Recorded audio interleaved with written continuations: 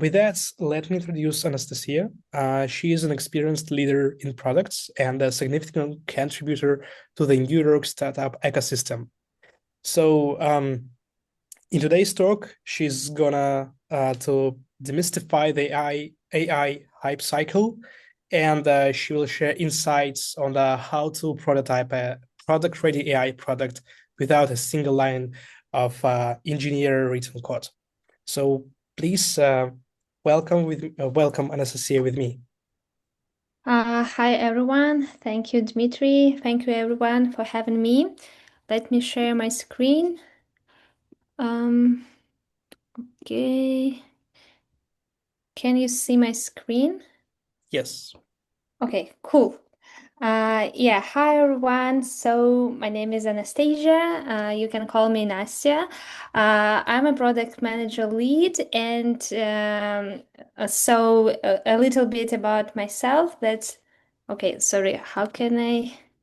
Let me try how to I slide. Oh, okay, cool. Yeah. Also, Dmitry, thank you for introduction. Yeah, I am a product manager lead at RepRally. RepRally it's a B2B wholesale marketplace backed by top accelerator Greylock. And before that, I was in Philips Auctioneer House and then at Yandex. And I spent about 8 years of experience, 8 years building products, specifically in AI, ML, product management. And I'm also a startup mentor at Techstar New York and the founder of Product Trends. It's a community for product managers with 6K members, where I'm helping product managers to develop their career and building great products. And today I want to talk about something that I think it's so exciting. Everyone right now building AI features, and it seems really easy right now. But because you can spin something up in the afternoon and actually really quickly show something to people, but to build something that's really can work and bring money, it's a really different game. So that's what I'm going to dig into. And first, I'd like to start how my working process has changed with AI. Like just like 6 months ago, the whole team, engineering team, product team, designing team, they could spend like 4 6 weeks to build something valuable. As a product manager, I'm writing PRD. It could take 2 3 days. Designer should build some mockups, engineers building prototypes, and etc. And just to understand if your idea really works, you have to spend this time. Right now, with AI, this sprint started being really faster. Sometimes it could take just 3 days. You can just use Claude, Google Stitch, describe something, load real data into prompt, test, and iterate. Right now, it's really easy. And also, for the same scope, as I said 6 months ago, to build something, you need maybe like 7 people of the team. But today, for the same scope, you just need 3 people. And the same opinion also Logan Kilpatrick. He is a product manager at Google. Gemini, and he said that officially giving up with his PM title because right now all members in the team like technical staff now because they are all builders. And I actually also agree with him, because you, as a designer, as a product, as a data scientist, as an engineer, you can really, really try to figure out how the feature should look like, how the product should look like, and that's why you can just to build some prototype and show these people. And right now we have tools to build this. But, and that's why the design process is a little bit that, because the traditional cycle like research, diverge, converge, mock, handoff can't keep up. And because, yeah, as I said, like engineers can build prototypes in hours, PM really can ship features. And that's why the process has to change. And what designers can actually do right now, they can support execution, because engineers build really, really fast, and designers can help them polish the prototype, give some feedback in real time. And also another side of work, it's set the vision. It's really important, because in the world where everyone can build anything, someone needs to point the team in one direction. It could be a product manager or a product designer, but yeah, it's something that's changed right now, because everyone can build prototypes. And here I really want to sharing my approach, what I am doing every day as a product manager, how to build products with AI that will actually work. And I wanted to start with the step one, with the it's so foundation, it's the basic, it's forming a hypothesis. And here I want to ask you, what do you think, what the difference between an idea and a hypothesis? You can quickly use chat and just to write your thoughts. I will read something. Hypothesis is testable. Okay. Hypothesis is testable. Idea is fun. Yeah, you are really right. Of course, hypothesis is something more than idea, and this is something that most of teams can miss. And for example, right now, when everyone can be a builder, they just, oh, I have an idea. I just go to Claude and just try to prototyping. But here I want to give an advice and just to say, hold on, please, because before doing anything, please stop and just to think of what you are doing and why. And here I just want to repeat, before doing anything, what questions you need to ask. And they are: first, yeah, good hypothesis is no flash. You get to the core of the problem. Secondly, if you can't mathematically capable of delivering results, you can't bring any valuable results. Before, if you want to earn money to drive revenue, before calculate, if you don't calculate this revenue in the Google Sheets, you can't bring this revenue in real time. The third point, a good hypothesis should be aligned with the product strategy, because the strategy could be different. And yeah, if it is as it is.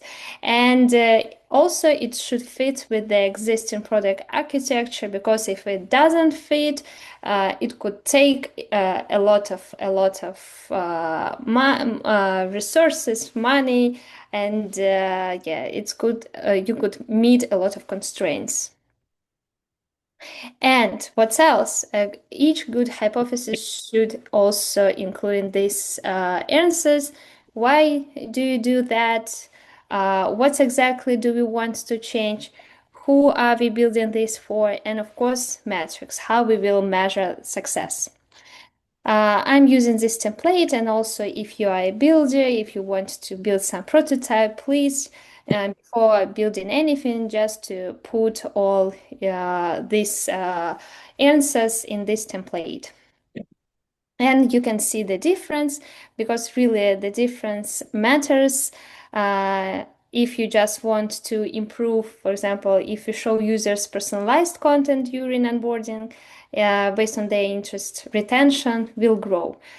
This is not testable, and on the right side, you could see how the hypothesis, what hypothesis should include. Okay, and step two. Design is not just a nice picture. The users hires your product to get a specific jobs done. And here I want to share my experience at RepRally.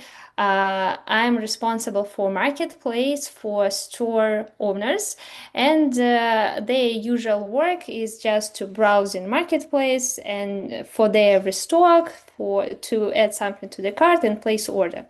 And here, RepRally already exists for 3 years. And when I started working on this product, I started thinking about what hypotheses we can test, what experiments we can launch, and of course, how to increase our key metrics. And for example, here, when we wanted to redesign the restock flow, making it easier to add to cart and place an order, we built a lot of features that could help us to improve experience and increase CR.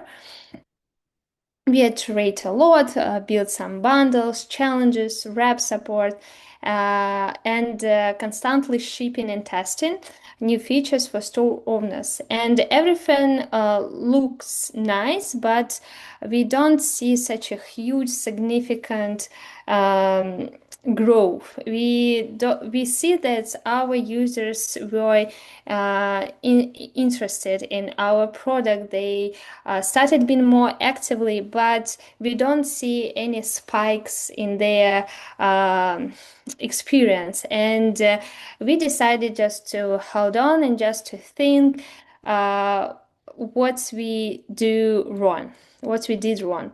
And first question that we ask, not how to improve the product, but where do we have black boxes? Because this is that I described, like increasing metrics, improving user experience. It's like a general traditional product management work.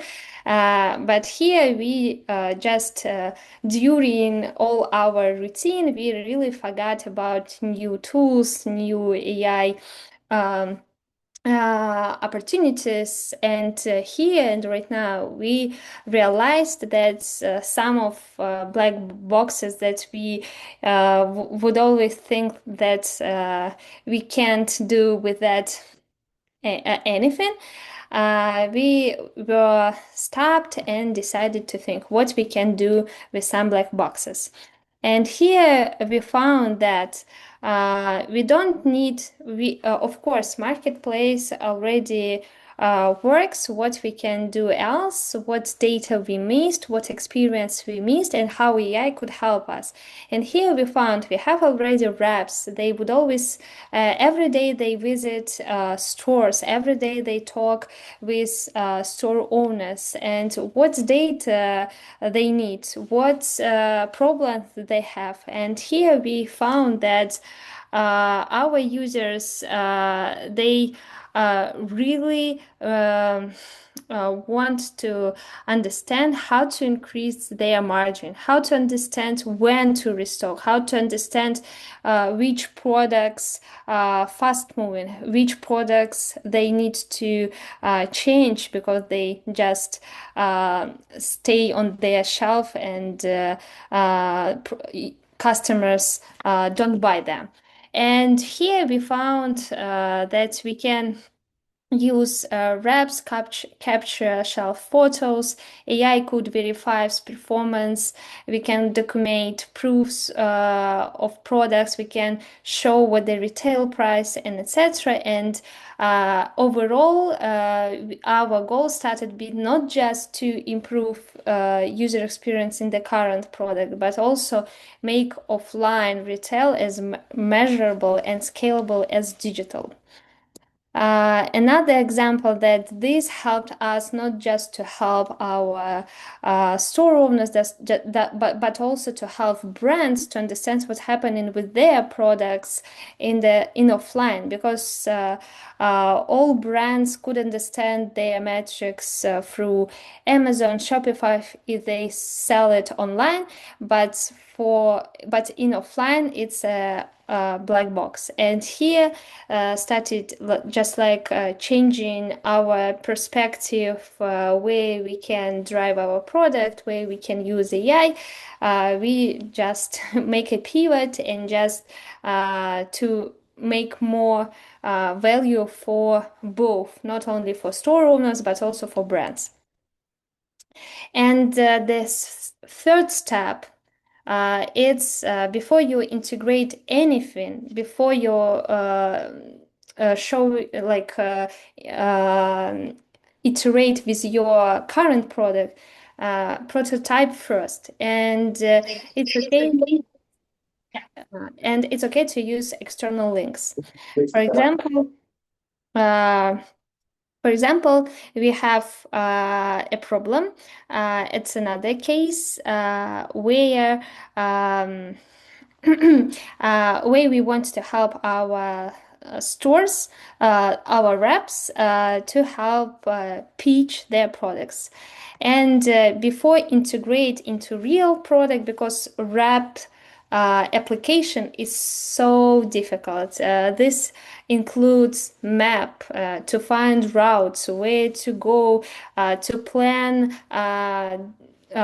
went to deal to 30 stores per day, catalog of products, managing orders, deliveries, a lot of stuff. And to integrate the new stuff, it could be so difficult. And just to test our hypothesis, like how to improve pitch, how to increase deals, I'm just using Claude AI. I'm just using Claude, sorry, I'm just showing. Uh, Using real data, using our documents, create such a really simple tool how to pitch with real data, and just to give our users to test it. For example, here they could just choose store, they could just see the price, they could see sales taxes, and also they could practice how to pitch. And for example, for each store, for each brand, they could see the script and just to try it. If they've never seen any product, they never sold anything, they would use this tool separately from product and just to try. And let me come back to the presentation. And what's really cool, that when we launched this tool, we realized that it's not something that reps real needed. And after talking with them and shadowing them, like to see how they use our this external tool, we realized they don't have a lot of time to they don't have time to read a lot of information, guides, and etc. They just have 10 minutes. They have real conversation with store owner face to face, and they just need to get some quick answers if they have something, if store owner ask them in real time. And this external tool started being like our new AI assistant. It's completely different, but with the same idea that we need to help sellers to make a deal.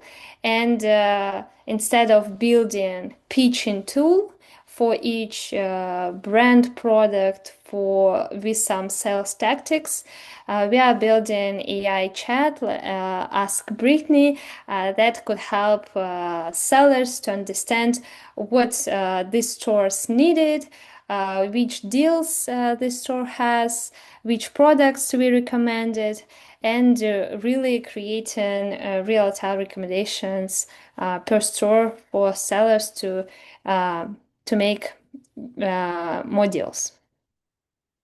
And key insights of all these from all these cases. First of all, yes, you need to build trust among your customers, but through speed. I mean, like ship early, iterate publicly, release the prototype, collect feedback, fix it fast. The wrong thing is shipping early and then going silent. You can't mock AI. You have to use real models, real data, real users to discover what actually works. And right now, designers' time, you need split and to make more collaborations between designers, data scientists, and engineers, and of course, managers. And just last slides, what's my personal AI system? This is tools that I'm using to build prototypes. It's Claude Code, VS Code, Cursor, it's alternative, Figma plus MCP plugin, and Cloud Cowork. Claude Cowork. And that's it. Thank you. This is my LinkedIn. I'm happy to chat, just to connect. And if you have any questions, I'm happy to answer them.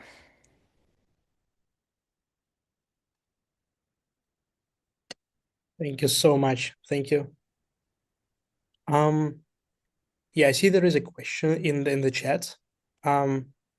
So do you prioritize automated feedback loops for such solutions, or what is your main priority for them? Like, how do you work with it? Do you prioritize automated feedback loops?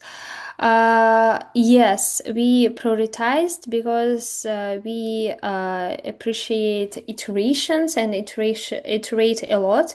And we iterate a lot based on feedback. And in the reality, our team has like different teams, and for example, if we have such some goal, we like set the goal for like next 3 weeks. For example, we want to increase amount of deals, for example, per sale rep, and based on this goal we iterate a lot and also collect feedback. And when we see that we see the results, we can like do something else and do another priority. But in the like some sprint of the goal, we prioritized loop of feedback. This is awesome. Thank you so much. That was my question. I was also wondering, like sometimes in the industry, a lot of companies are now using LLM as a judge, and I was wondering if we could pivot that question more into the space if you're using LLM as your feedback loop itself. You mean that, for example, based on the feedback, we train our models, yeah? Yeah, exactly. So you could incorporate LLM feedback inside of your model training process. Yeah, inside of our model process, we are using recommendations. And of course, for example, we are using similarity between different stores. There are different patterns. We are using a lot of data that we are catching from Open API, and based on real behavior of users, how they add to cart, how they how they retain, and based on these signals, we would always train our models to be to show more relevant products. Got it. Thank you so much. It's always interesting to learn. As a data scientist myself, it's interesting to learn product perspective as well. Thank you. Yeah.